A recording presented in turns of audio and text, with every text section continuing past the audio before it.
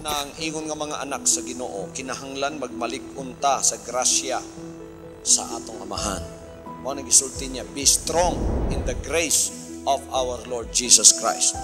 Saan nato paglig-on karon kung wata makakita aning mga simpleng butang, mga anak sa gingharian, anad ta sa mga pagantos. Ngayon ta nga sa kadlaw kadto magsimba akong pagantos. Antusa. Hantod nga ang imong pagsimba dili na pagantos. Usa na kakalipay. Usa na ka panalangin. Hallelujah!